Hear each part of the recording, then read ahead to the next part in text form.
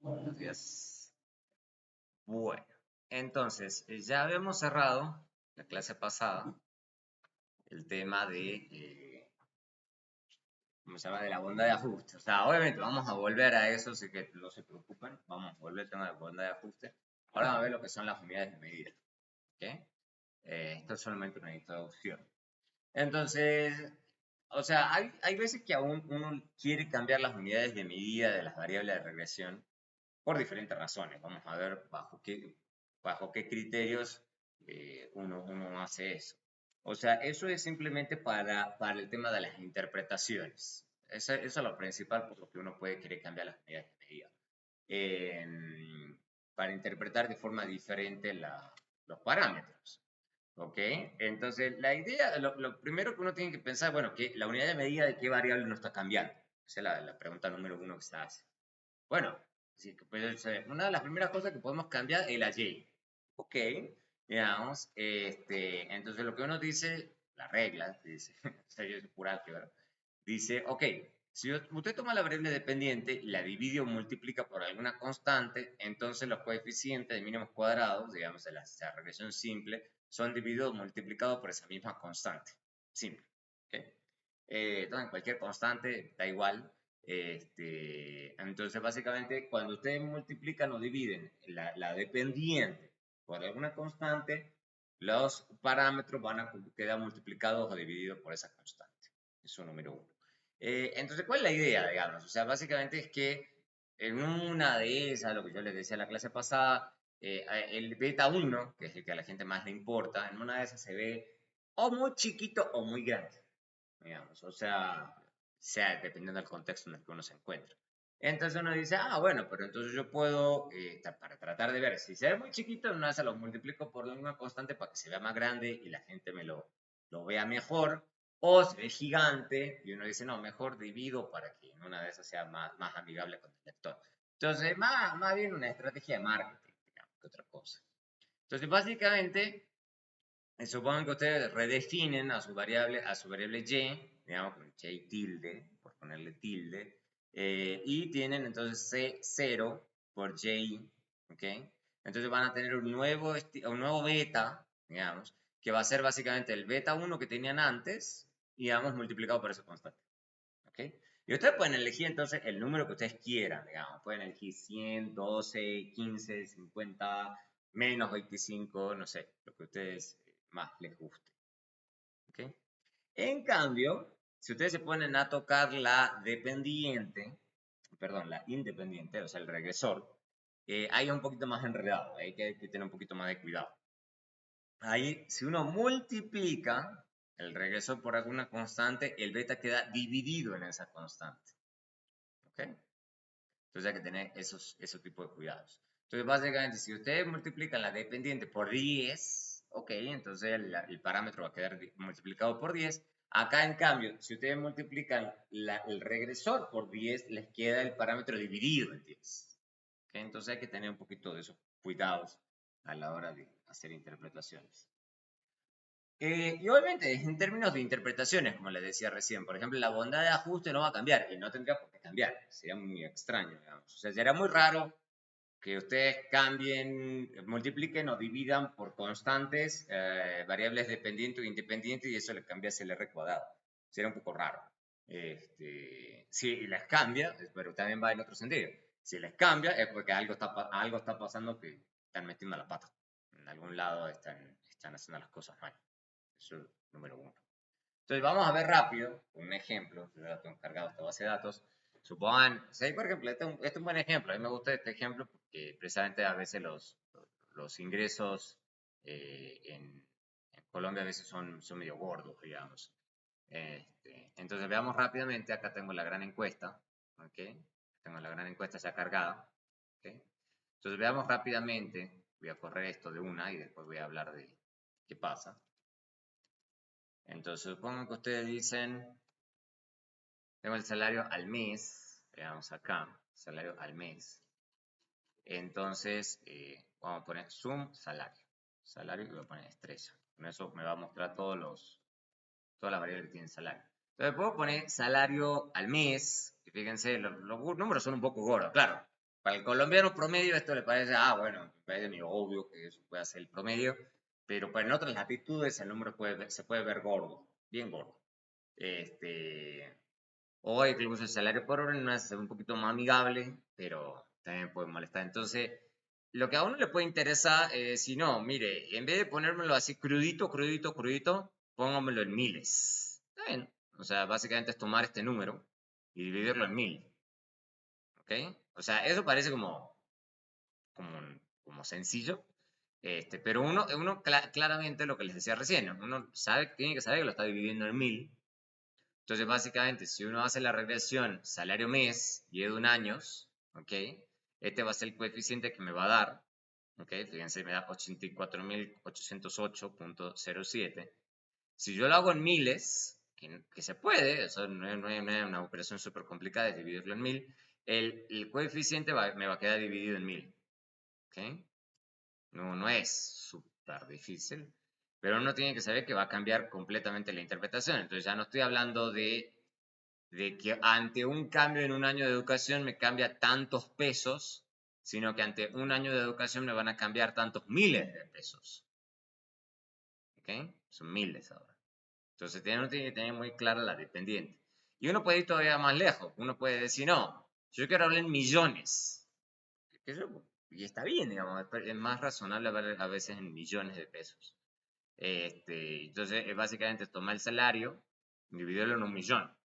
Ahí hay 1.000.000. ¿Ok? Entonces yo hago eso, entonces ya el coeficiente es el mismo que tenía antes, pero vuelve a estar dividido otras veces en 1000. Entonces esto es 0.08 millones de pesos. ¿Ok? Entonces en cualquier caso, o sea, cualquiera de estas estimaciones entonces es válido. O sea, se puede hacer esta, se puede hacer esta, se puede hacer esta. Pero obviamente las unidades van mutando. ¿Ok? Entonces uno tiene que tener ese tipo de cuidados. ¿Ok? Todas son válidas, pero las interpretaciones van mutando. ¿Ok? Bueno, qué sé yo, supongan, no lo tengo acá, pero supongan que ustedes lo hacen, para que en ese caso sería un poco exagerado. Supongan que ustedes dicen, no, yo quiero ver qué pasa, no sé, eso puede ser interesante. Supongan que ustedes dicen gen, edu años, y supongo que a ustedes les interesa 5 años de educación, porque ustedes, por las razones que sean, dicen, no, es que vaya que a pensar en un año más de educación es muy poquito, yo creo que quiero ver cada 5 años. Entonces, básicamente lo que están definiendo es edu años, pero cada 5 años. Entonces lo dividen en 5, por poner un ejemplo sencillo. Ok, y se puede, o sea, como les digo, se lo pueden multiplicar o dividir por cualquier constante a las variables, pero tienen que tener cuidado con lo que están haciendo.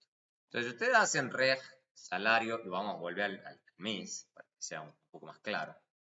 Y supongan que ustedes ponen edu años, ¿ok? Entonces, lo que decíamos en las clases pasadas, decíamos, bueno, entonces esto significa, ceteris paribus, obviamente, que un año más de educación me da un ingreso adicional de 85.000 pesos o 84.808 pesos. ¿Okay?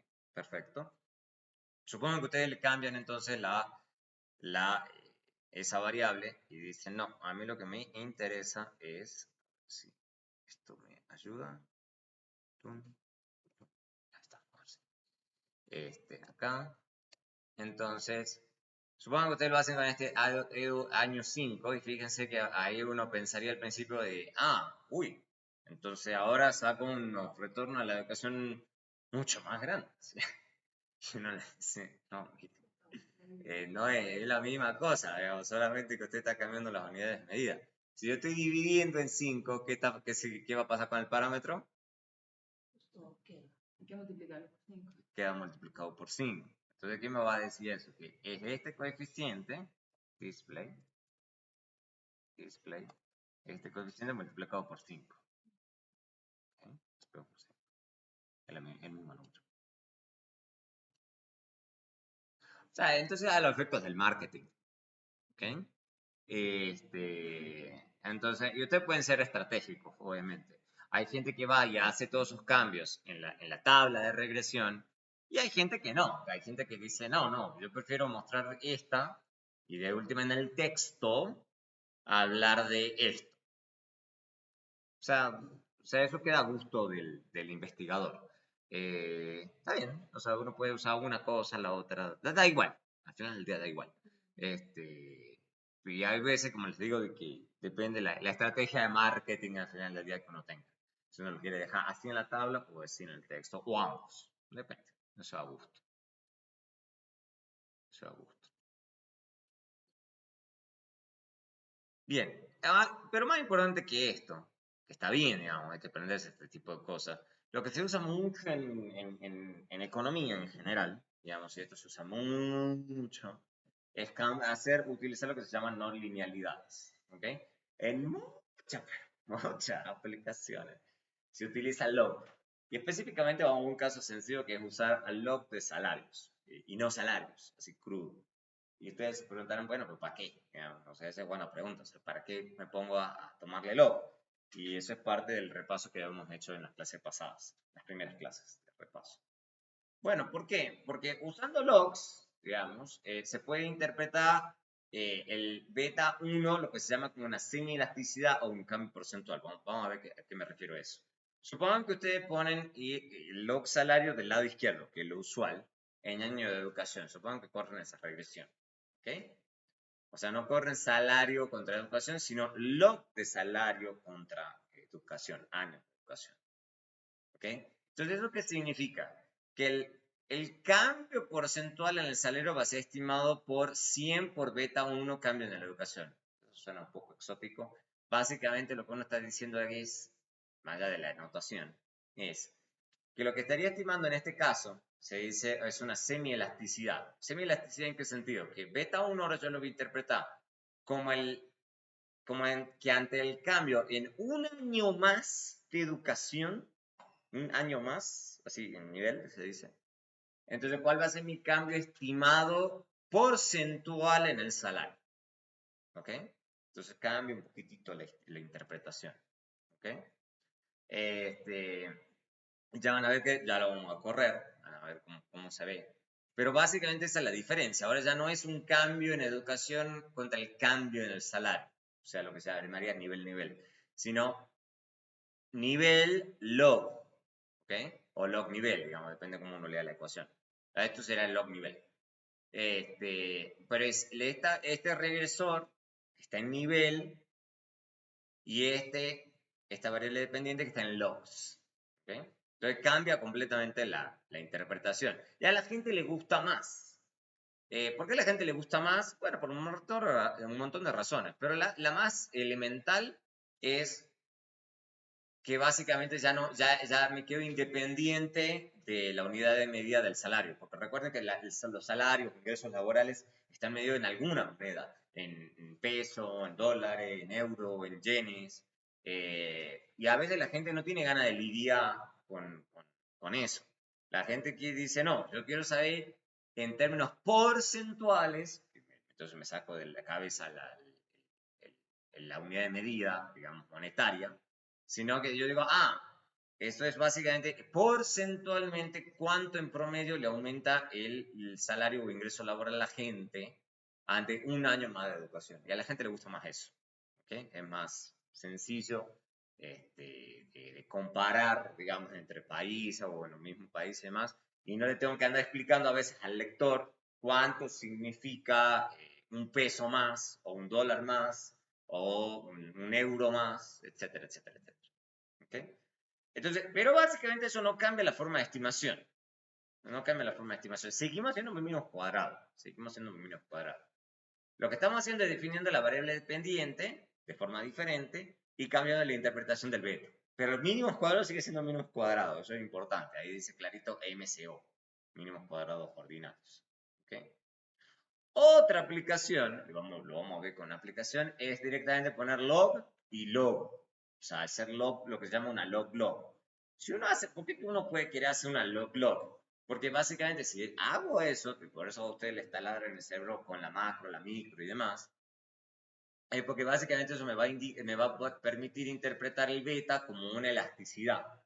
Y los economistas son unos obsesionados con las elasticidades. ¿Okay? Entonces voy a interpretar este beta 1 como el cambio porcentual en un aumento, no, en educación no, pero cualquier variable X, contra el cambio porcentual en la variable dependiente.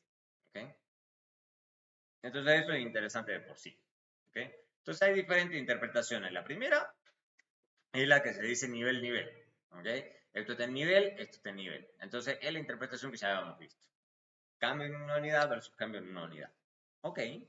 Hay otra un poquito más rara, que hay que tener cuidado. Hay cierto escenario donde a la gente le puede gustar esta, que se llama nivel log, que es básicamente la dependiente como nivel y el log de X. Ahí es un poquito enredado porque ahí no multiplicamos el beta por 100, como en la tercera, sino que dividimos al beta en 100. Entonces ahí hay que tener un poquito más cuidado.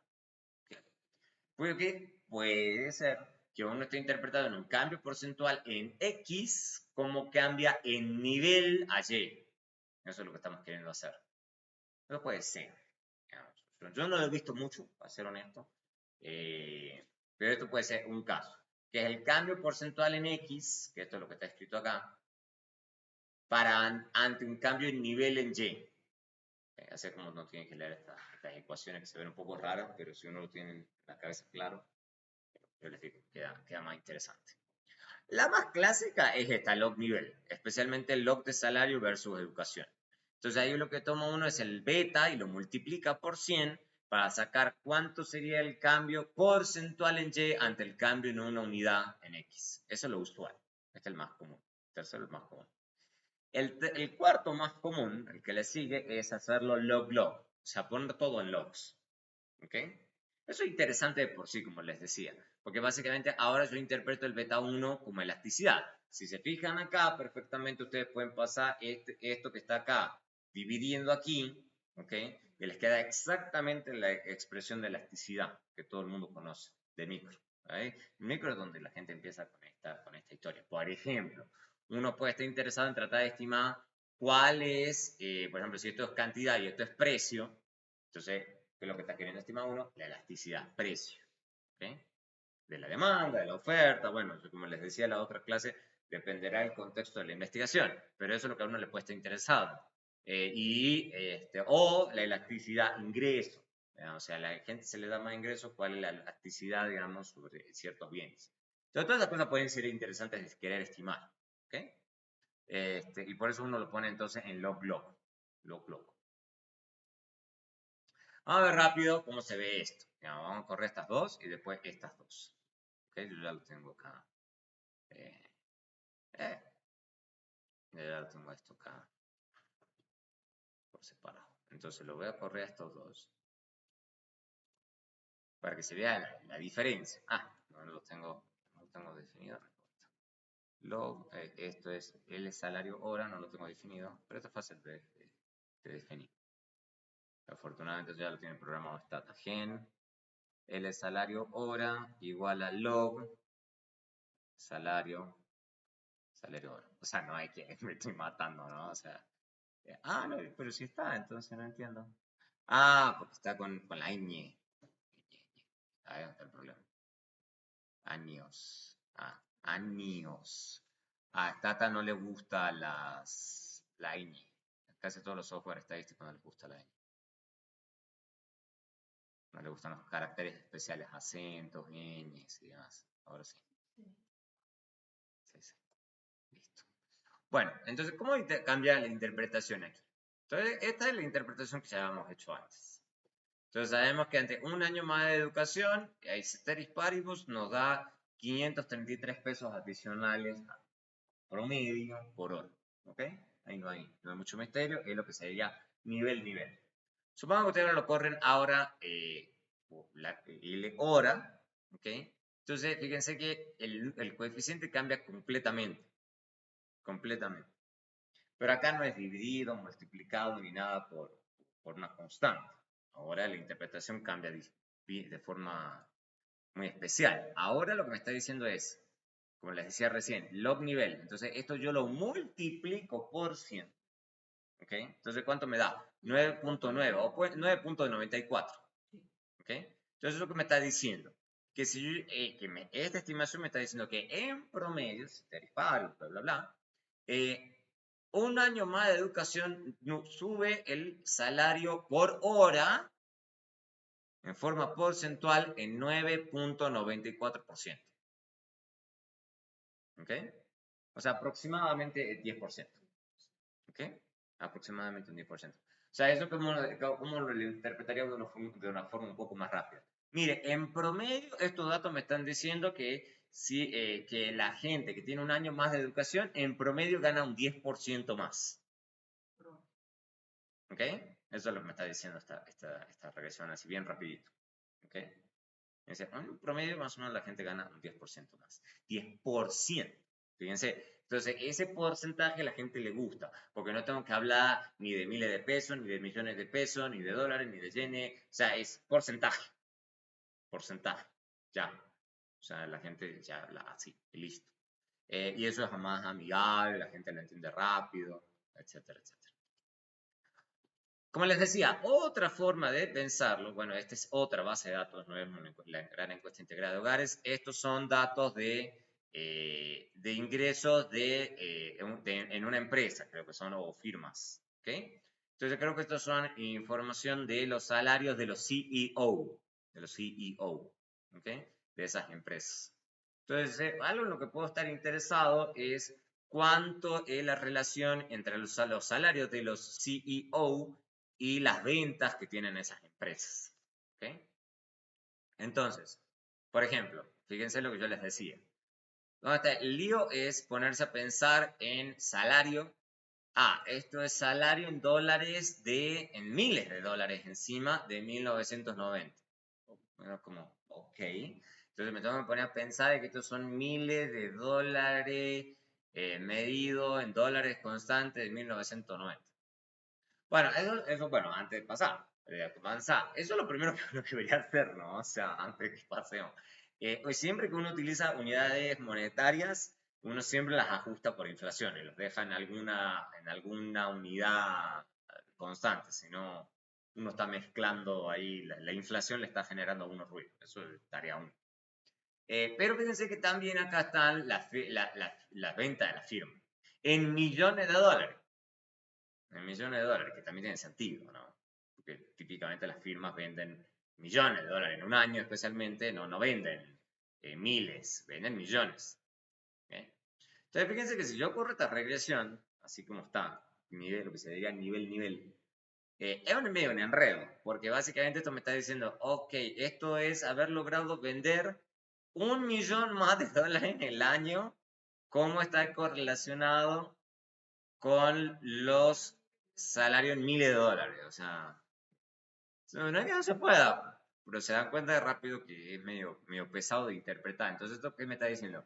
Que ante 1.000.000 más de dólares que se venda en la empresa, eso está correlacionado con 0.015 más, más miles de dólares para el CEO de la empresa. O sea, entonces eso es medio un error. ¿Ok? Entonces, lo que a la gente le gusta es directamente tomar log-log. Log-log. ¿Ok? ¿Por qué? Porque dicen, esto lo puedo leer un poquitito más fácil. ¿Qué me está diciendo? Sin multiplicar, porque ese es el primer gran error que la gente comete porque se acostumbra al log nivel, digamos, es sin multiplicar, uno dice 1% más de ventas, 1% me da 0.26% más correlación de salario al CEO. Pero es porcentaje. Y es sin tocarlos. Sin tocarlos. De hecho, fíjense en la tablita que les acabo de mostrar. La gente a veces se olvida de eso. Ahí no hay ningún 100. No hay ningún 100. Es así, uno lo lee tal como uno lo está leyendo en la tabla. No se multiplica nada. Se lee así como está. Y hasta eso le vuelve la vida fácil a uno. Dice, eso es una elasticidad, como me la enseñaron en micro. ¿Ok? Por eso uno le taladran tanto la cabeza en micro con la elasticidad. Tiene que ver con esto. Porque la gente muchas veces está interesada en elasticidades. En cómo es una variable, el cambio porcentual en una variable versus otra variable, como en este caso. Entonces, 1% más de ventas me da 1%, me da 0.26% 0.26%. Más de salario en correlación. ¿No? Una correlación. ¿Me van siguiendo? A ver. Bien. Entonces, hicimos hasta 2 regresiones. Ahora vamos a ver. Algo importante, y que a veces me parece que esto sirve para muchos contextos, es pensar de que primero en principal estamos imponiendo una limitación, por eso es parte de la linealidad que estamos imponiendo. Que estamos suponiendo que esa elasticidad es constante. ¿Okay? Entonces, en ciertos contextos, o sea, me parece que la gente a veces se pone muy técnica, eso es cierto. Cuando uno está corriendo esa regresión y lo está poniendo log-log, uno está suponiendo una elasticidad constante. Entonces, a veces que la gente no le dice log-log, sino que le dicen, ese es un modelo de elasticidad constante. Ahí se puede, por eso me parece que ponerse muy técnico. Lo siguiente, 1% no es exactamente igual a un punto porcentual. La gente a veces quiere confundir las dos cosas. Es un tema más de terminología. Esto a veces creo que es un poco, creo que la gente cree que es hila fino, pero no es exactamente hila fino, digamos. Hay que tener cuidado nada más. Por ejemplo, si uno habla de un aumento, por ejemplo, de 4 a 5%, por ejemplo, la tasa de desempleo sería una clásica. Eso significa un incremento de un punto porcentual, pero un incremento, si uno ve la variable, como está ahí, es un incremento de 25% en la variable. Entonces, las dos también, digamos, o sea, se puede, pero uno tiene que tener cuidado que uno está haciendo, digamos, o sea, entonces no es exactamente lo mismo, digamos, uno tiene, cuando uno habla, entonces en este caso, de un punto porcentual o 25%, no es exactamente lo mismo, si lo piensan. Entonces, ojo con el tema del uso de porcentajes. ¿Okay? Cuando una variable está en nivel, obviamente la gente a veces dice, puedo hablar de un punto porcentual o 1%. Ok, es cierto, digamos, uno no sé qué yo, si la variable está medida, no sé, en miles de pesos, y dice, no, esto aumentó en 1% tanto. Bueno, sí, se puede, digamos, o sea, pero cuando tengamos un porcentaje, no va a ser lo mismo un punto porcentual que 1%, porque con un ejemplo tan simple como este. Entonces hay que tener cuidado, o sea, en general se habla de puntos porcentuales cuando la variable de interés ya es un porcentaje. ¿Okay? En esos casos a veces se usa la palabra más puntos porcentuales. ¿Ok? A veces cuando la usan en una variable que está en nivel, a ver, es innecesario. O sea, es preferible hablar entonces de porcentaje cuando la variable está en nivel y puntos porcentuales cuando la variable está en porcentajes. En mi opinión. Y creo que el grueso de la gente que hace economía o estadística y demás lo entiende más fácil así. Entonces hay que tener un poco de cuidado con las palabras. Esa es mi advertencia en esta parte. Ojo con las palabras. Y qué están estudiando. ¿Ok? Entonces, por ejemplo, si su variable dependiente e independiente están en porcentajes, ahí uno habla de puntos porcentuales contra puntos porcentuales. Si sus variables están en nivel y les toman logs, es mejor hablar de porcentajes. Entonces uno dice el aumento de un porcentaje en uno, el cambio en tanto porcentaje en el otro. Porque las dos estaban inicialmente en nivel. Entonces hay que tener un poquito de cuidado nomás. Un poquito de cuidado. Ahora bien, la pregunta que uno rápidamente se hace, digamos, y dice, bueno, pero entonces estamos tomando log nivel, nivel log, o sea, entonces, ¿a dónde está esa linealidad? ¿Dónde se ve esa linealidad? ¿Por qué seguimos diciendo que esto es lineal? O sea, porque siguen siendo regresiones lineales. ¿Qué significa que la regresión sea lineal? Esa es una buena pregunta. ¿Qué es lo que se le dice lineal? En parámetros. En parámetros. ¿Ok? Es con lo que yo les decía en las primeras clases. Este es el modelo más básico, más sencillo y que el grueso la gente puede entender rápido. Que es básicamente correr la regresión así. Del lado derecho Y, del lado izquierdo Y, del lado derecho X. ¿Ok? O sea, eso es lo que el grueso de la gente dice, modelo lineal. Y se fijan que los parámetros, el beta 0, que es lo que vendría a ser la ordenada al origen, ¿okay?, de la regresión, y esta es la pendiente. Entonces, por eso es lineal. ¿Okay?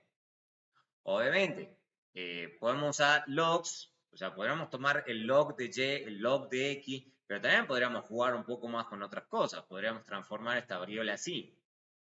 Aquí sí se puede. No hay nada que nos impida, por ejemplo, elevar a x al cuadrado. Se puede. Pero fíjense que es clave que los parámetros siguen apareciendo de forma lineal. ¿Okay? Ordenada al origen, pendiente. Ordenada al origen, pendiente. La puedo transformar las variables, pero no pasa nada con los parámetros. También puedo hacer 1 dividido en y o 1 dividido en x. También se puede. Pero de vuelta, la regresión sigue siendo lineal. Beta 0 es ordenada al origen, beta 1 es pendiente. Entonces, nada realmente ha cambiado de forma crítica, al menos en términos de los parámetros.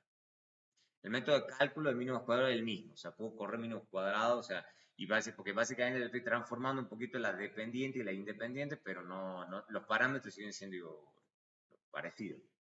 ¿Okay? Lo que obviamente va a cambiar la interpretación de los betas, por todo lo que hemos visto.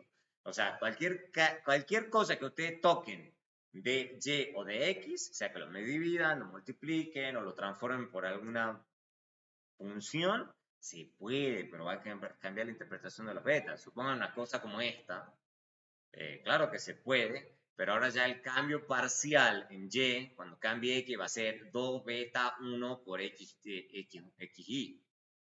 Entonces ahora ya no, ya lo que se dice en esos casos, lo que uno está tratando de captar son no linealidades, o sea, ¿ok? En la interpretación del beta 1. Pero fíjense que sigue siendo beta 0 y la ordenada, esto es pendiente, pero ahora cambia un poquitito la interpretación. Cuando yo tenga que leer el beta va a ser diferente. Va a ser diferente, porque el x yo ya no lo he dejado o sea, ya lo he elevado al cuadrado, entonces ya es diferente. Entonces, como le digo, todo eso se puede, pero hay que tener cuidado. Obviamente, ustedes se pueden querer complicar y dicen, no, yo quiero una regresión no lineal. ¿Qué es una regresión ya no lineal? Es un poquito diferente. Ya lo que están pensando es que en una de esas es 1 dividido en beta 0 más beta 1. ¿Se puede? Sí. Fíjense que acá ya beta 0 ya no es una ordenada al origen, ni beta 1 es la pendiente. Entonces, en ese sentido ya es no lineal. No lineal en parámetros. No lineal en parámetros. O pueden querer poner al beta 2 como un exponente. Sí, también se puede. Pero ya es no lineal. Ya es no lineal, ya están metiéndose en otra historia. No lo vamos a ver, no lo vamos a ver. Pero es como para que les quede claro que es esto de linealidad, no linealidad en los parámetros. ¿Okay? Se puede, o sea, no es que no se pueda, no. Ya nos salimos de estos modelos que son lineal en parámetros. Y ya los modelos lineal en parámetros ya tienen sus complicaciones. ¿Okay? Ahora bien, ¿vamos siguiendo hasta aquí? ¿Vamos bien? ¿Vamos bien? Perfecto. Entonces, dicho todo eso, ahora sí ya nos vamos a meter en esto de los valores esperados, las varianzas y ese tipo de cosas. Esos son otro tipo de propiedades, porque lo que estuvimos viendo en la clase pasada son las algebraicas, que las algebraicas son fáciles. Acá lo que nos interesa son lo que se llaman las propiedades estadísticas. ¿Cuáles son las propiedades estadísticas? O sea, ¿a qué nos estamos aproximando con estas, con estas estimaciones? O sea, ¿a qué nos llevan estos estimadores? ¿Okay? Entonces, ahora vamos a ver a beta 0, sombrero, y beta 1, sombrero como estimadores de los parámetros beta 0 y beta 1 de lo que es el modelo poblacional. Siempre tienen que tener eso en la cabeza. O sea, y por eso hice todo el repaso en la primera parte. Casi todo lo que uno está haciendo, recuerden que uno se está queriendo aproximar a lo poblacional. O sea, pero si uno sabe que uno tiene una muestra, que uno puede estudiar y hacer cálculos de esa muestra, pero ¿cuál es el propósito? Llegar a parámetros poblacionales. O sea, entonces la pregunta que nos hacemos es, bueno, ¿qué tan buenos son estos estimadores de mínimos cuadrados ordinarios para aproximarnos a esos parámetros poblacionales? Esa es la pregunta que nos hacemos en este punto. ¿Okay? Entonces vamos a suponer, y eso es lo que típicamente uno escribe, que el modelo poblacional es este. Entonces fíjense que acá no hay sombreritos. Acá son beta 0 sombrero, beta 1 sombrero. Entonces eso es lo que queremos acercarnos. ¿Okay? Entonces lo que vamos a pensar son las distribuciones entonces de estos estimadores. a través de diferentes muestras aleatorias. ¿Ok? Eso es lo que estamos pensando. Entonces, obviamente, lo primero que estudiamos, como siempre les digo, uno siempre va pensando en los momentos de la distribución. Y el grueso de la econometría se concentra en dos grandes momentos, esperanza y varianza. Entonces, empezamos por el primero, la esperanza, el valor esperado. Entonces, para determinar el valor esperado y la varianza de los estimadores, primero se hacen supuestos del modelo poblacional. Esos son los famosos supuestos. Ya vamos a ver a qué nos llevan esos diferentes supuestos. Pero son supuestos que son fundamentales para que hablemos de lo que vamos a hablar más adelante. Entonces, lo primero que estamos haciendo implícitamente es lo que es el supuesto de regresión lineal simple. Lo más fácil. O sea, que esto es lineal en parámetros. O sea, que básicamente el modelo poblacional, la variable dependiente, y se relaciona con la variable independiente y el término de error con esta forma de función. Lo que yo siempre digo cuando estoy enseñando esto, todo esto puede estar mal. Son supuestos que estamos haciendo. Sí, o sea, y todo el mundo dice, ay, pero esto es como sobresimplificar la realidad. Sí, pero también tiene sus atractivos, ¿ok?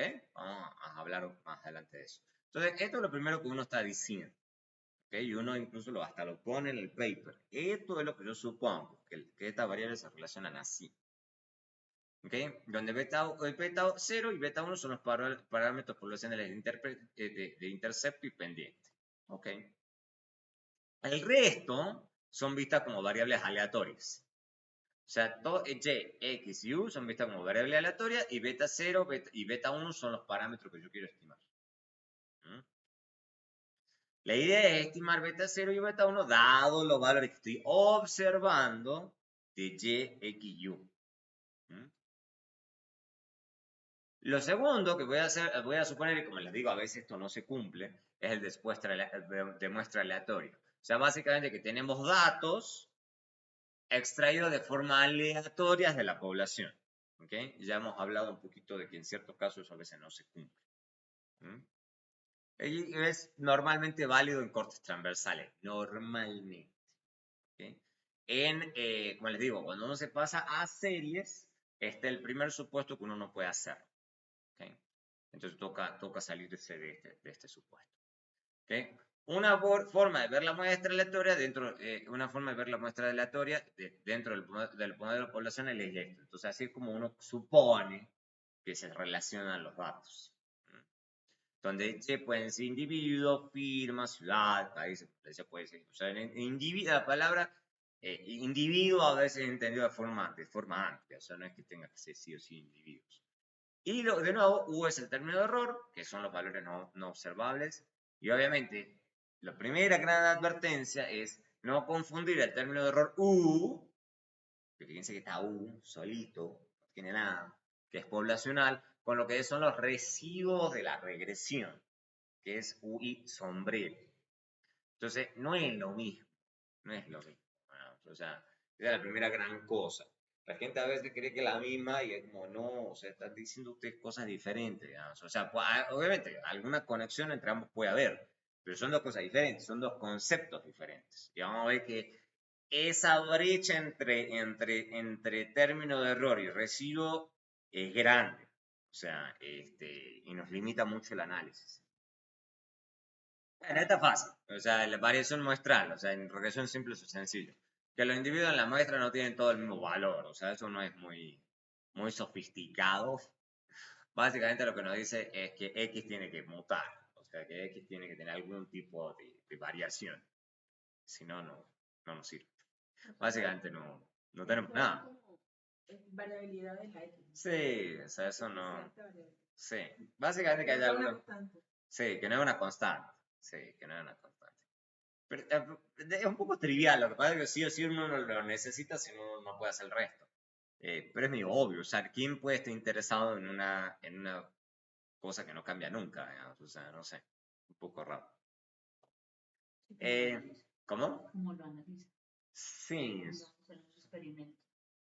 Siempre leí lo mismo. Sí, pero alguna variación tiene que haber. ¿No? O sea, a menos que, lo que pasa es que ya vamos a llegar a eso. Puede que esto es regresión simple. Vamos a hablar en la regresión múltiple. Cuando uno en la múltiple, uno está tratando de tratar de que todo lo otro esté constante. Eso es otra historia. Pero acá sí necesitamos algo en X, o sea, porque es una regresión simple.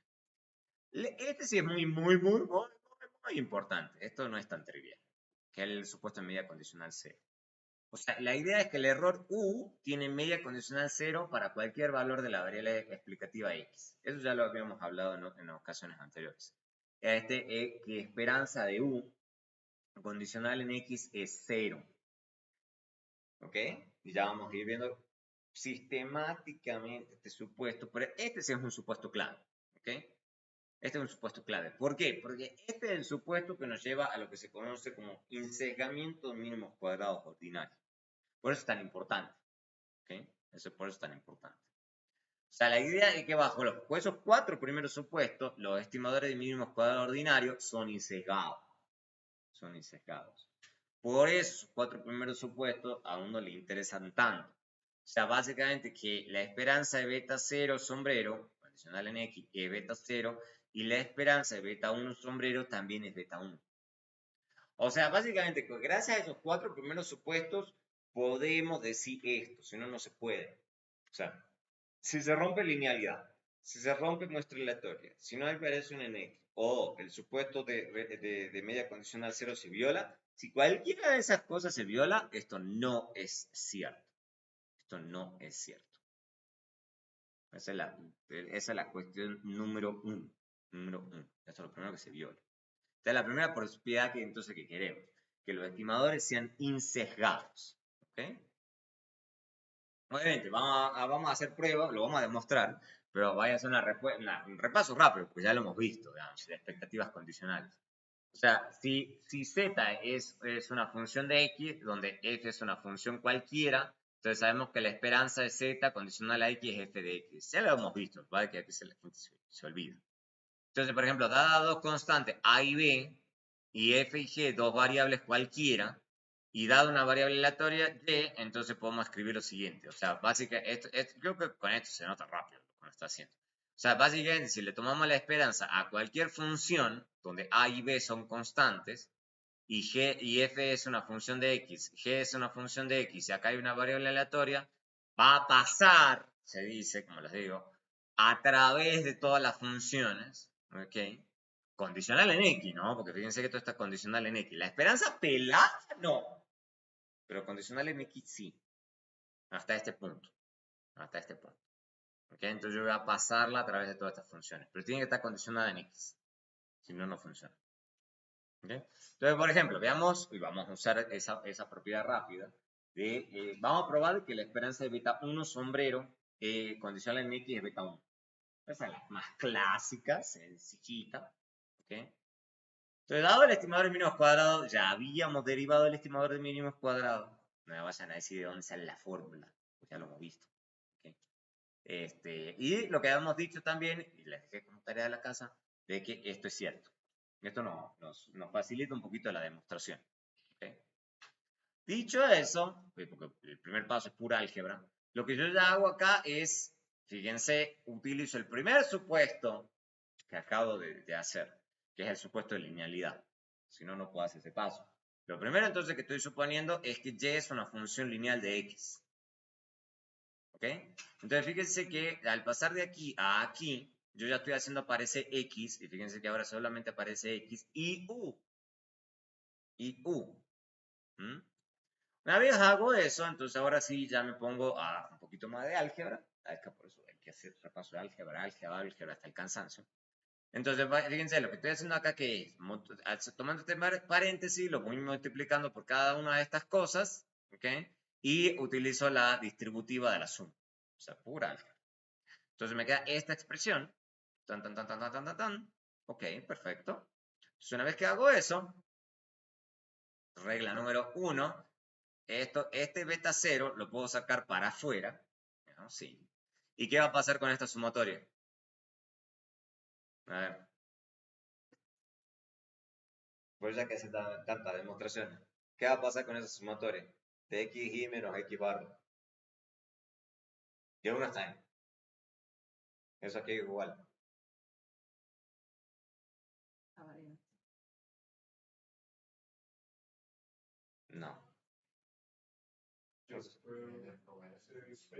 No.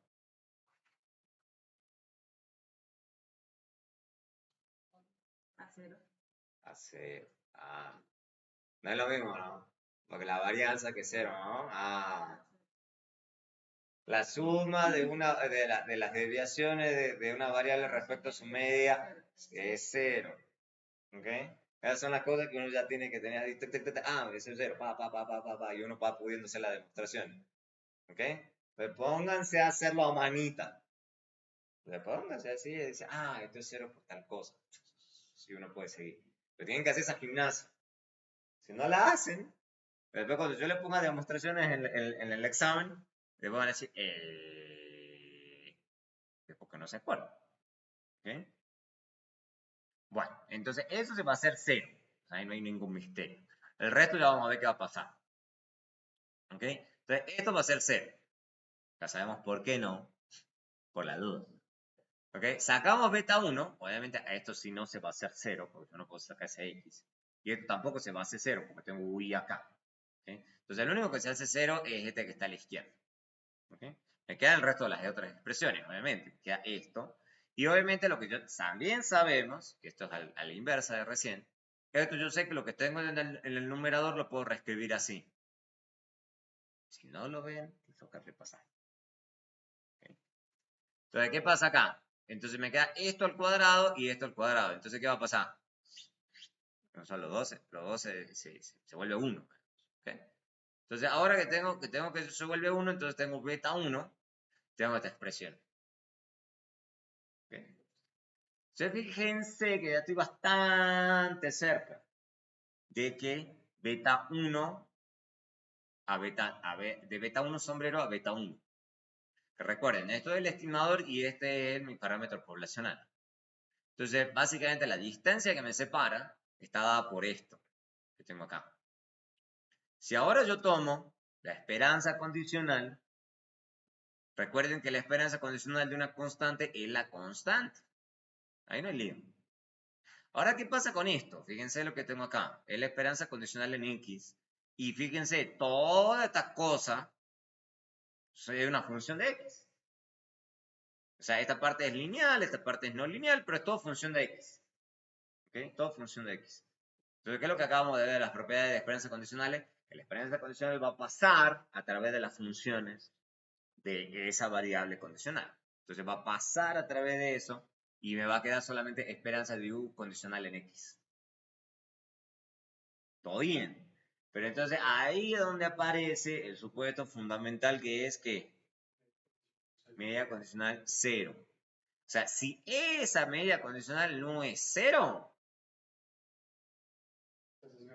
está cerrado. ¿Okay? Entonces, esa es la cosa con la que la gente molesta hasta el cansancio. ¿Y por qué molesta hasta el cansancio? Molesta hasta el cansancio porque si no, lo que usted está estimando es sesgado. Por eso con lo que la gente más molesta. Dice, no, usted me está estimando cualquier cosa. Está estimando cualquier cosa. El valor esperado de lo que usted está haciendo no es cierto. No es cierto que eso sea beta 1. Es otra cosa, pero no es beta 1. La esperanza de eso, de ese estimador. ¿Okay? Le dejo como tarea para la casa, que es muy parecida, muy parecida. Probar que el beta 0 sombrero es igual a beta 0. Obviamente, tienen que ver todos los supuestos y demás. Pero es fácil. Pero una vez que ustedes entienden el de beta 1 sombrero, la de beta 0 sombrero es sencillito. ¿Okay? Tienen que tomar la expresión, que ya vamos derivado y demás, pero háganlo. Tómenselo como tarea para la casa y háganlo sin copiar y demás. O sea, pónganse realmente a decir, o sea, esto es, ya me acuerdo, o sea, ya uno lo puede hacer. Por eso no hago los libros, los exámenes a libro abierto. El libro abierto es como que uno quiere copiar todo. Y no, uno hay cosas que uno se las tiene que aprender. Digamos, o sea, al libro abierto no sirve mucho. ¿Ok? ¿Qué dice eso de que el valor esperado de los estimadores o que el estimador sea insesgado? ¿Qué estamos diciendo con insesgamiento? Eso es lo que la gente a veces no piensa. Nos está diciendo básicamente que es posible, aunque improbable, que tengamos la mala suerte de que una muestra en particular esté lejos de beta 1. O sea, básicamente, que si tiene una función de densidad, porque ese es el tema, recuerden que estamos pensando beta 1 sombrero como una variable aleatoria. Y que habíamos dicho, una variable aleatoria está caracterizada por función de densidad. Y que una función de densidad le podemos sacar diferentes momentos. O sea, esperanza, varianza, kurtosis, bla, bla, bla. Ok. Pero, entonces, ¿qué estamos hablando cuando estamos hablando de beta 1 sombrero y le estamos sacando la esperanza? Que eso es lo que acabamos de hacer. Que básicamente está más o menos centradito alrededor, digamos, de ese valor beta 1, que es lo que realmente a nosotros nos importa. Eso es lo que estamos diciendo. ¿Ok? O sea, básicamente que el hecho de que tengamos un beta 1 sombrero es improbable. O sea, está en las colas, se dice. La función de densidad en general está acumulada alrededor del valor poblacional. Eso es lo que estamos diciendo. Eso es lo que estamos diciendo. ¿Me van siguiendo? Entonces, la idea es que del estimador insegado es eso, de que la función de densidad del estimador está más o menos acumulada alrededor de nuestro valor poblacional. Por eso nos importa tanto esa propiedad. Y vuelvo a decir, si alguno de los supuestos que estamos haciendo recién no es cierto, el ensejamiento no es cierto. Por eso se molesta con cada uno de sus puntos. Si el modelo es no lineal, entonces estamos modelando mal las cosas. Si la muestra no es aleatoria, entonces no vas a tener una muestra que no es representativa de la población. Entonces estamos estimando algo, pero no aplica a la población, aplica a otra cosa, pero no es la población. ¿Ok? Bueno, ni hablar si X no varía, pero lo más crítico es la esperanza de U condicional a X igual a 0. Vamos a volver muchas veces a eso. ¿Ok? ¿Por qué? Porque la probabilidad de que X esté correlacionado con U es casi siempre una preocupación. O sea, básicamente, si hay una correlación entre X y U, la esperanza condicional de U en X no es 0. Punto. Entonces, siempre los van a molestar a ustedes con eso. Siempre los van a molestar a ustedes con, usted no consideró tal cosa en su regresión y eso está correlacionado con X, entonces sus estimaciones son sesgadas. Punto. O sea, se acabó todo. ¿Ok? Entonces, básicamente, la correlación de X con U, si no es 0, entonces esto no es 0. Y si eso no es 0, entonces tengo estimadores sesgados. Entonces, y obviamente, U contiene a todos los otros factores que afectan a Y y que también están correlacionados con X, o sea, eso es lo usual. Si U contiene factores que afectan a X que también están correlacionados con X, se tiene lo que se llama correlación espuria. Encontramos una relación entre Y y X que en realidad es debido a otro factor no observado que afecta a Y, pero que también está correlacionado con X. Y hay infinidad de ejemplos de eso, digamos. Por ejemplo, el ejemplo clásico es crímenes y policías. ¿Ok? Y uno dice, yo quiero correr los crímenes, bueno, asalto, asesinato, no sé, lo que ustedes quieran, contra el número de policías, que es lo que hemos hablado en otras clases. Bueno, obviamente, si uno hace esa regresión, me va a dar positivo. ¿Por qué? Porque ahí donde hay más policías, donde hay más crimen, hay más policías. Sí, eso puede ser, pero básicamente eso no significa que a más policías, más crimen. Uno tiene que tener esa idea, o sea, eso es sesgado. O sea, ¿qué es lo que ocurre? Entonces ustedes van a ver unos papers que parecen un poco exóticos, que cuando tratan de estudiar esto, tratan de buscar alguna cosa que haga claro, ¿cuál sería la variable U en ese escenario, digamos, en el escenario sencillo de recién? Básicamente la administración central, digamos, o las ciudades en general, las que deciden cuántos policías tener. Y tienen más policías, las ciudades tienen más policías, o bueno, a nivel Colombia, se asignan más policías ahí a las ciudades donde hay más crimen. ¿Okay? Entonces esa es la U, digamos, en ese escenario. O sea, es la administración central o las ciudades las que se dice endógenamente asignan policías ante el crimen. ¿Okay? Entonces, ¿qué es lo que los papers buscan? Tratan de buscar en este escenario alguna cosa que haga que el número de policías cambie sin que necesariamente eso tenga que ver con los crímenes o con la administración central. Es un poco raro, es difícil encontrar esos ejemplos, pero la gente los busca, hace ese tipo de esfuerzos. ¿Okay? Entonces, como para que no les parezca raro que a veces los papers hacen cosas que a uno les parecen raras, y es porque están buscando eso, ¿no? Lo que se llama una variación exógena. ¿Ok? Precisamente para que no haya una correlación entre U y X. Eso es lo que esos tipos están buscando. ¿Ok? Entonces, eso va, bueno, y vamos a volver muchas veces a esto, digamos. Obviamente que la cosa no termina acá. Por ahí para que les quede claro, siempre hay una preocupación de que la medida condicional no sea 0 o que esto no sea cierto. Porque la gente en general tiene en la cabeza más esto que esto. Pero lo que yo siempre digo, no es casualidad. Es porque si esto no es cierto, esto no es cierto. ¿Okay? Por eso los van a molestar con esa historia. ¿Ves cómo estamos de tiempo? Ah, pues brazos. Bueno. Ahora bien, tomada la varianza, la esperanza, ahora no importa la varianza. ¿Okay? Ya debería intuir por qué nos va a importar la varianza. Es una función de densidad. Bueno, va a importar obviamente la esperanza, pero también la varianza. ¿Por qué? Porque no nos interesa solamente que sean sesgados, sino que queremos hablar sobre la eficiencia, básicamente, digamos. O sea, queremos que la varianza sea pequeña, que en vez de puede estar acumulado alrededor de beta, pero creo que esté bastante acumulado alrededor de beta. Esa es la idea. O sea, que sea un estimador preciso. ¿Okay? El siguiente es un supuesto que se utiliza en cortes transversales, sencillo, o sea que se habla de homocedasticidad. Eso no es crítico, ya vamos a ver que no es muy difícil de resolver si esto no ocurre. El error de U tiene la misma varianza para cualquier valor de la variable explicativa X. Sencillo, básicamente que la varianza de U condicional en X es sigma cuadrado. ¿Okay? Vamos a ver que eso nos ayuda un montón en todas las derivaciones, pero para no spoiler alert, básicamente, no es el fin del mundo si es que este supuesto llega a ser violado. O sea, no se alarma. ¿Okay? Pero es importante tener en cuenta que si esto además no se cumple, no tiene nada que ver con el encejamiento. No tiene nada que ver con el encejamiento. O sea, que se viole homocedasticidad, o sea, cuando se dice heterocedasticidad, no tiene nada que ver con sesgo. No tiene nada que ver con sesgo. De hecho, hace poco en un examen puse una cosa sencilla, como si hay heterocedasticidad, ¿qué pasa? 4 puntos.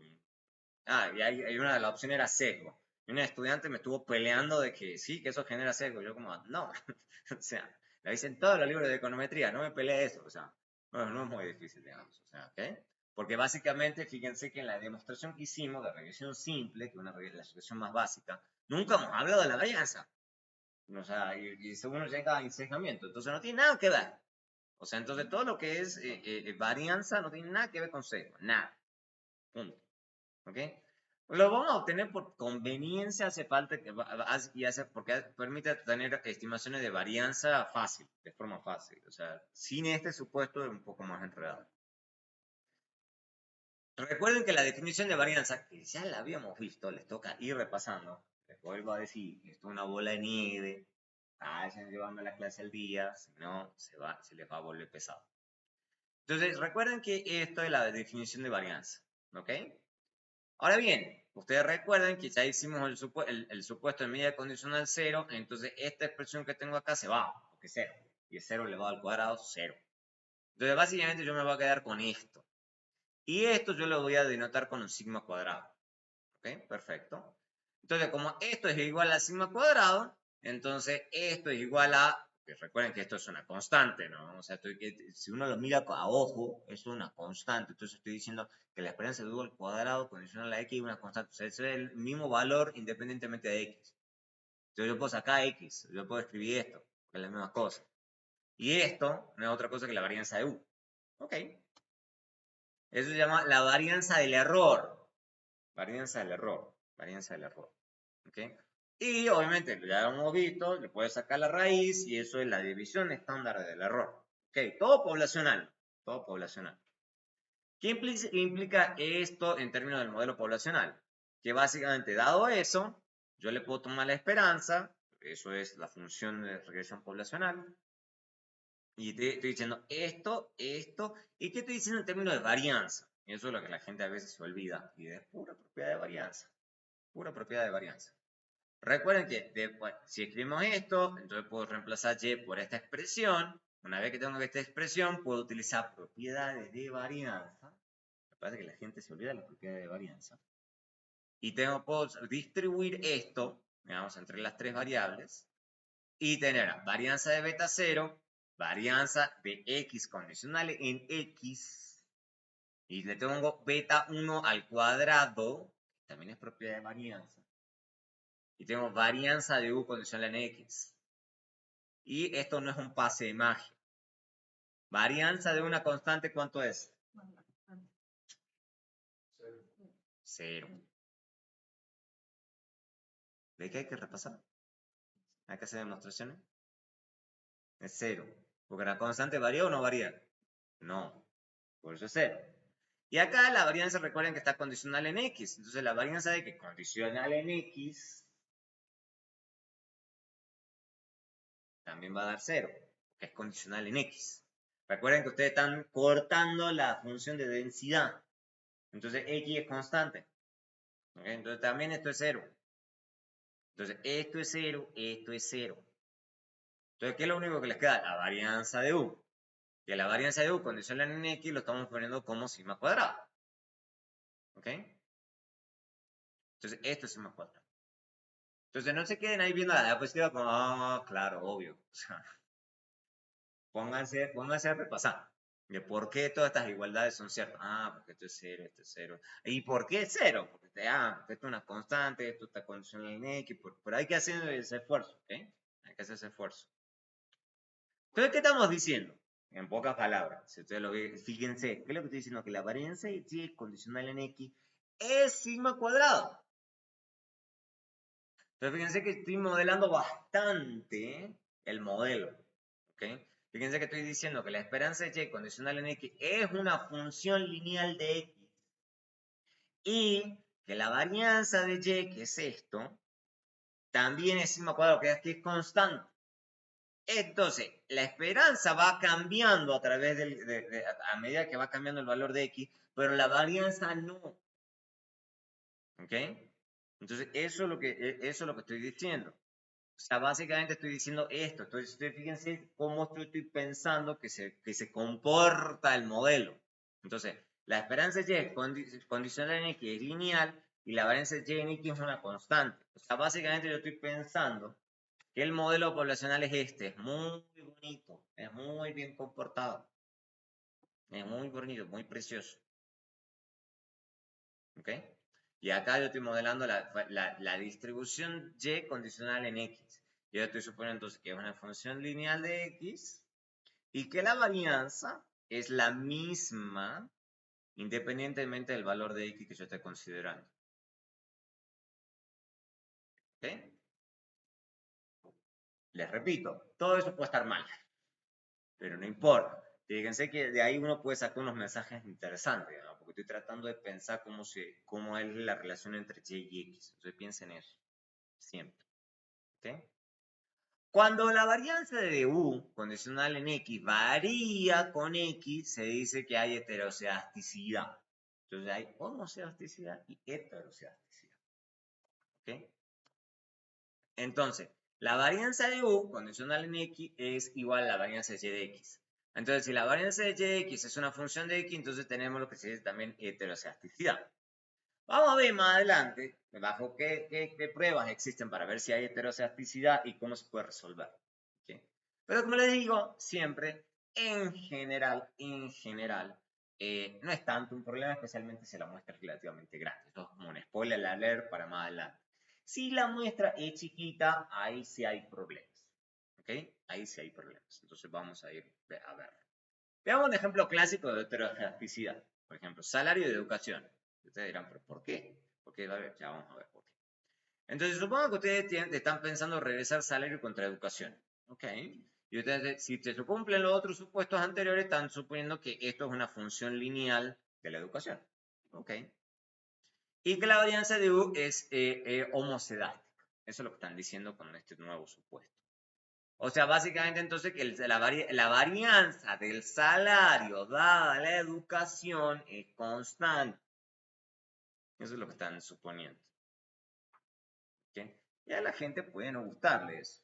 Es más probable que a mayor educación los salarios sean más dispersos. Eso puede pasar y es razonable. O sea, lo que es lo que uno está pensando. Que a medida que la gente tiene más educación, ¿ok?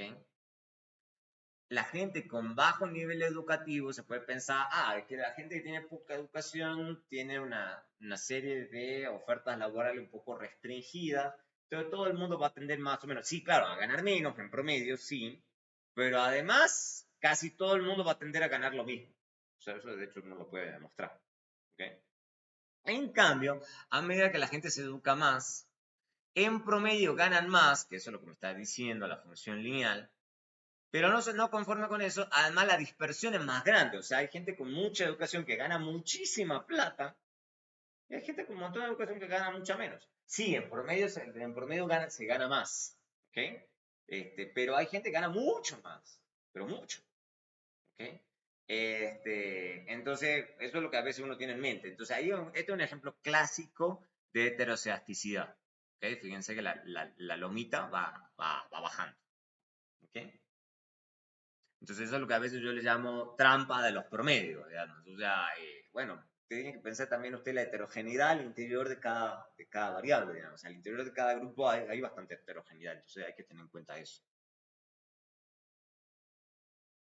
Bien, dicho eso, ahora veamos si las varianzas muestrales de los estimadores, que ya los habíamos calculado, ¿ok? Bajo el supuesto 1 a 5, tenemos que la varianza de beta 1 sombrero dado X es esta expresión. No, a ver de dónde sale esto, pero no es muy difícil. Y la varianza de beta 0 sombrero es esta expresión, ¿ok? Vamos a ver de dónde sale eso. O sea, vamos a demostrar cómo uno llega a eso, ¿ok? Pero tomémoslos ahora como dados y veamos por qué a la gente les gusta estas expresiones. ¿Ok? Propiedades de varianza no condicionales. Para dadas variables A y B, y esto es pura propiedad de varianza, esto ya lo hemos visto, estoy haciendo el repaso rápido, nada más para que no vean que estoy haciendo abracadabra. O sea, la suma de estas dos varianzas, el A al cuadrado, B al cuadrado y AB. Pero para que aquí es lo que siempre decimos, esto en general no nos preocupa porque estamos suponiendo que son variables no correlacionadas. Entonces tengo varianza de X y varianza de Y. ¿Okay? Eso normalmente uno puede escribir. O menos, también esto es cierto.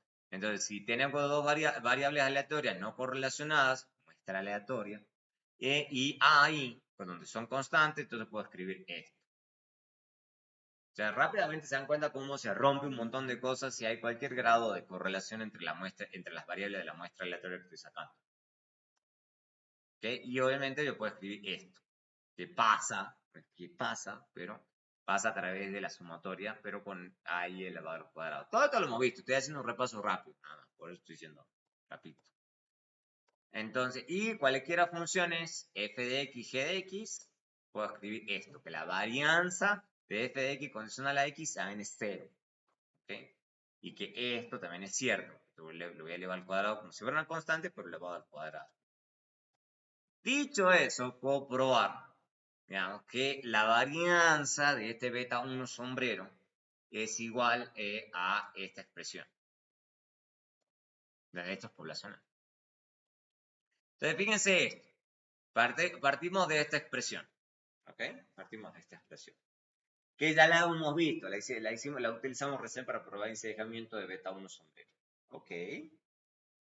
Con la diferencia que ahora lo que nos importa no es la esperanza, es la varianza. ¿Ok? La varianza. Ok. Entonces, ¿por qué quiero tomar la varianza? Porque quiero ver qué tan eficiente es ese estimador. Entonces voy a hacer esto. Fíjense, varianza de beta 1 condicional en X. Si hago eso, entonces yo voy a tener la varianza de beta 1 sobre en X. Esto aquí va a ser igual.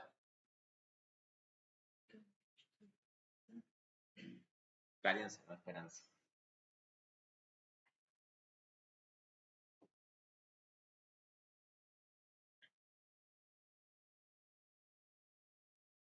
¿A qué va a ser igual? Varianza de beta 1 condicional en X. Es una constante, entonces 0. ¿Se dan cuenta? ¿Ok? Bueno. Esto lo vamos a ir trabajando, obviamente. Bueno, dadas las propiedades que acabo de mostrar, esto es toda esta cosa que tengo acá, toda esta cosita aquí, es todo que una función de X. Una función de X. Entonces yo puedo sacar eso, pero lo tengo que elevar al cuadrado. Propiedades de varianzas condicionales. ¿Okay? Entonces lo voy a sacar, pero lo voy a sacar con elevado al cuadrado. Entonces lo voy a sacar. Esta parte tengo que tener un poquito más de cuidado, porque esto está dentro de la sumatoria. ¿Ok? Como les digo, todo esto va encadenadito. Digamos, ¿ok? Entonces es una sumatoria, entonces no es tan alegre de que uno mete una varianza ahí. Ok, pero él también es una función de x, pero tengo que tener un poquito de cuidado. Cuando yo lo pase adentro, a la varianza, ok, yo lo puedo hacer porque es una muestra aleatoria, no me tengo que preocupar por las covarianzas, entonces yo lo puedo meter adentro. Hasta aquí, pero estoy siendo parsimonioso, estoy siendo lento, pero es a propósito. ¿Para qué? Para que se entienda el siguiente paso. Yo puedo hacer este paso, pero tengo que tener cuidado con el siguiente. Yo ya esto lo puedo sacar, pero lo tengo que sacar elevado al cuadrado. ¿Ok? Y ahora sí, ahora que ya hice todos esos pasos, fíjense, son un montón de pasos. Yo estoy usando puras propiedades de varianza. ¿Okay? Ahora sí, varianza de U condicional en X, ¿qué estoy diciendo que es? Sigma cuadrado. Homoceasticidad. Entonces, ahí sí, yo tengo sigma cuadrado. Y ahí toda la vida, ahí ya la vida de uno se vuelve más fácil. Porque si esto es sigma cuadrado, yo lo puedo sacar de la sumatoria y me va a quedar esta expresión. Ok. Además de eso, ¿qué puedo hacer? Fíjense que esto está elevado al cuadrado y este cuadrado yo lo puedo distribuir acá. Entonces yo lo distribuyo acá, esto es básicamente esta expresión que está acá elevada al cuadrado. Y entonces esto está en el numerador y esto está en el denominador, pero elevado al cuadrado. Entonces puedo sacar esto con esto. Entonces me va a quedar esta expresión. ¿Ok? Entonces, la varianza de beta 1 es un estimador insesgado de, de la estimación de la varianza poblacional de beta 1 sombrero. Sí, de beta 1 sombrero. ¿Ok? Prueben en sus casas que esto es cierto también. Se puede demostrar que la varianza de beta 0 sombrero es igual a esto. Se puede. ¿Okay? Hagan el esfuerzo. Y precisamente para que hagan este esfuerzo de irse memorizando, de tener en su cabeza las propiedades de varianzas. ¿Okay? Eso les va a ayudar, ¿okay? A poder hacer las demostraciones fácil. Y además cuando ya vayamos más adelante, vayamos más rápido, ustedes digan, esto es por tal cosa, por tal cosa, por tal cosa, por tal cosa, chao, chao. Sencillo. Entonces veamos esto. Entonces la varianza de beta 1 sombrero es igual a sigma cuadrado dividido en esta expresión y la varianza de beta 0 sombrero es igual a esta expresión. Ok. Estas son las que se llaman las fórmulas estándar de un modelo de regresión simple. Ok. Mientras mayor es la varianza del error, mayor es la varianza de beta 1 sombrero. Y mientras mayor es la varianza muestral de X, o sea, lo que está en el denominador, menor es la varianza. ¿Eso qué significa? Que cuanto mayor sea la varianza del error, y fíjense que es poblacional, ya vamos a hablar cómo resolver eso. Nos está diciendo que si el error es muy grande, si la varianza del error es grande, veamos, nuestras estimaciones de beta 1 van a ser muy imprecisas. Eso es lo que nos está diciendo. Pero, el tercer punto que está diciendo, si usted le tiene mucha varianza en X, en una de esas puede tener mayor precisión. Entonces, en este caso, la mayor varianza en X nos ayuda, porque nos ayuda a tratar de estimar ese beta 1 sombrero con mayor precisión. ¿Okay? Eso es lo más importante. A mayor de tamaño de muestra, como se ve acá, ¿okay? Menor va a ser la varianza, porque básicamente tenemos más acá, en un denominador más grande. ¿Okay? Obviamente, lo que les decía recién, si se fijan en estas dos ecuaciones, fíjense que esto es sigma al cuadrado y sigma al cuadrado. Eso que es poblacional, digamos, o sea, eso no nos sirve de mucho. Lo que necesitamos entonces es, bueno, ¿cómo vamos a acercarnos a sigma sombrero? O sea, ¿cómo estimamos sigma sombrero? O sea, eso es lo que nos molesta a uno. Entonces, lo primero que vimos recién, que sigma cuadrado igual a la esperanza de U al cuadrado. ¿Okay? Uno diría, bueno, entonces es fácil, digamos, podría sacar directamente sumatoria de U al cuadrado dividido en N y listo. ¿no? ¿Pero cuál es el problema de esto? Pero, y ahí el spoiler alert. ¿Por qué no puedo usar esa fórmula? Porque esa fórmula es medio que a uno no le ayuda tampoco demasiado. Uno es observado. ¿Ok? No podemos observar Otra cosa que sí podríamos hacer, es pensar en esto. Que no está mal. O sea, intuitivamente a uno se le ocurriría esto. Uno diría sumatoria de los residuos al cuadrado. No es exactamente el error, obviamente, lo que hemos dicho. O sea, no es lo mismo. Pero es muestral. Eso sí lo podemos calcular. ¿Ok? Y dividirlo en n. Dado lo que tenemos acá, dividimos en n. Pero, es sesgado. Tiene ese pequeño problema. Entonces, es un estimador sesgado de sigma cuadrado. ¿Y por dónde viene el problema? Que los residuos deben cumplir dos restricciones, que ya lo hemos visto. O sea, de nuevo, esto lo tienen que ir llevando al día esta clase. La suma de los residuos al cuadrado, de los residuos es 0, y la suma de los productos también tiene que ser 0. Estas son dos restricciones que sí o sí tienen que cumplir los estimadores mínimos cuadrados. Entonces se dice que hay n-2 grados de libertad en los residuos. O sea, porque con esto se dice se pierden 2 grados de libertad. O sea, porque tienen que cumplir dos restricciones. ¿Ok? Entonces tiene n-2. Entonces, si conocemos n-2 de los residuos, podemos obtener los dos faltantes utilizando esas restricciones. Ok. Pero entonces, lo que se hace es ajustar a ese estimador por los grados de libertad, se dice. Entonces, básicamente, en vez de dividir en n, se divide en n-2. Y ahí sí funciona. Entonces, por eso es que Stata muestra muchas veces la suma de los residuos y ese tipo de cosas, es por este tipo de propiedades. Bajo esos 5 supuestos, entonces, tenemos que la esperanza de sigma cuadrado de esta expresión es un estimador insesgado, ¿okay? de sigma cuadrado. Entonces, básicamente, vamos a tener esto, sí, pero vamos a reemplazar este sigma cuadrado está acá, por sigma cuadrado sombrero. ¿Ok? Eso es lo que hacemos. Entonces tenemos estimadores insesgados de la varianza de beta 1 y de la varianza de beta 0. ¿Ok? Entonces, esos son estimadores insesgados. ¿Ok? Y obviamente el error estándar, que eso es lo que también muestran en la regresión, el error estándar de una regresión es básicamente tomar ese sigma cuadrado, o sea, ese mismo numerito que habíamos calculado acá, ¿ok? Y le sacan la raíz. Ya está. Es el error estándar de una regresión. ¿Okay? Entonces eso es lo que sale en Stat. Y el estimador del error estándar está dado por la raíz, que es lo que típicamente uno muestra. Uno siempre muestra el beta y el error estándar. El error estándar está dado por esta formulita. Que la podemos calcular. Fíjense, esto tiene sombreros, y estos son todos datos. Entonces siempre podemos calcular el error estándar en la regresión.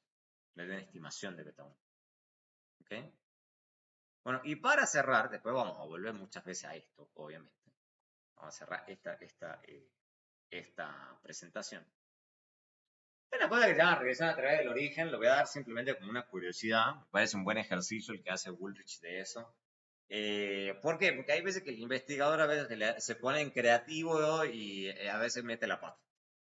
A veces lo que queremos hacer es que cuando x sea 0, entonces el valor esperado de y sea 0. Hay veces que uno quiere forzar el modelo a que sea así. Por ejemplo, un caso sencillo, supongan que y es ahorro y x es ingreso. Entonces uno esperaría, si la persona no tiene ingresos, entonces su ahorro esperado también debería ser 0.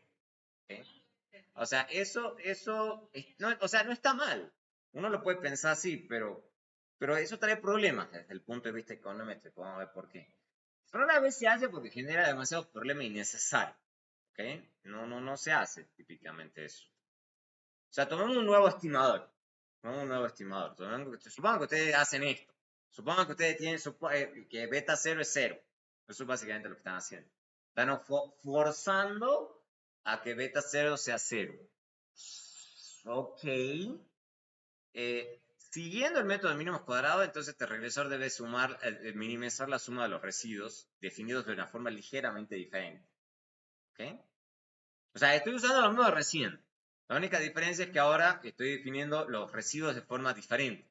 Porque ahora ya no tengo el beta 0 sombrero. Ahora tengo solamente beta 1 moño. Le estoy poniendo moño a propósito. ¿Ok? Derivando con respecto a beta 1 moño, tenemos que obtener las condiciones de primer orden. Y ahora solamente voy a tener una, porque solamente estoy derivando respecto de beta 1 moño. Fíjense que es el mismo método, ¿no? Es el mismo método. En condiciones de primer orden, para maximización, etcétera, etcétera. Entonces obtenemos el estimador despejando esto escrito así. Escrito así. Y el mismo método, entonces mínimo cuadrado ordinario. El mismo método. Comparando este estimador, digamos, con el usual, o sea, recuerden que lo que habíamos hecho acá era este estimador, que también puede ser reescrito así. Entonces fíjense a ojímetro, ¿no? A ojímetro. Entonces fíjense, esto es muy parecido. Súper parecido. ¿Cuál es la diferencia? Que fíjense que acá no lo estoy restando por X barra en ninguno de los dos casos. ¿Ok? Entonces van a ser iguales, exactamente iguales, si y solo si X barra es igual a 0. Entonces en general siempre va a ser diferente, porque típicamente nunca voy a tener que la media muestral, nunca, pero es muy raro, sea exactamente 0. Puede ser que sea aproximadamente 0, pero es muy raro encontrar una variable que sea exactamente 0. A menos que esté estandarizada, o sea, uno está haciendo un poco de manipulación con los datos. Pero la principal razón por la que no se usa es que si uno está equivocado, si beta 0 no es 0, entonces beta 1 moño es un estimador sesgado de beta 1. ¿Okay? Esa es la principal razón. Y es lo que yo les digo. O sea, acá uno trata de no imponer a priori restricciones al modelo, más allá que a uno como economista o intuitivamente le parezca que es un supuesto razonable. Si uno está equivocado, puede tener problemas en la otra estimación. O sea, porque básicamente lo que uno está imponiendo que beta 0 es 0. Uno lo está imponiendo. ¿Ok? Pruébenlo. Pruébenlo. O sea, básicamente, tomen este estimador y hagan los mismos pasos que hicimos recién, digamos, para el usual. Solamente que acá lo están usando para la regresión a través del origen. Y prueben de que si efectivamente beta 0 no es 0, esto va a ser sesgado. Eso va a ser sesgado. Entonces hagan el esfuerzo. No es una prueba súper complicada. No es súper complicada. Y es interesante, ¿no? Porque básicamente es la principal razón por la que uno no hace las regresiones a través del origen. No las hace. No las hace precisamente por eso, porque básicamente uno está diciendo con 100% de certidumbre que beta 0 es 0. Y lo que nos está diciendo esto es sencillamente, si usted está equivocado, esto le puede salir caro. Porque básicamente no solamente va a traerle problemas en beta 0, sino también en la estimación de beta 1. ¿Ok? Entonces es un buen ejercicio teórico. Entonces háganlo. En la casa, con paciencia, son los mismos pasos, no es muy difícil. Y lo que siempre digo, eso les puede parecer un examen. Tenganlo en cuenta. ¿Ok? Listo. Llegamos hasta aquí hoy. Vamos a empezar con la nueva, con regresión múltiple, la próxima clase. Vamos a empezar con, con regresión múltiple, creo que es el próximo tema. ¿Okay? Esto creo que todavía no lo he subido, ya se lo voy a subir. Lo que pasa es que típicamente me gusta revisarlo un poquito, si hay alguna corrección que haya que hacer. Pero vamos a empezar entonces la próxima clase con regresión múltiple. Okay. Llegamos hasta aquí entonces. Y empezamos este viernes con regresamos este viernes con regresión múltiple. Empezamos con este nuevo tema.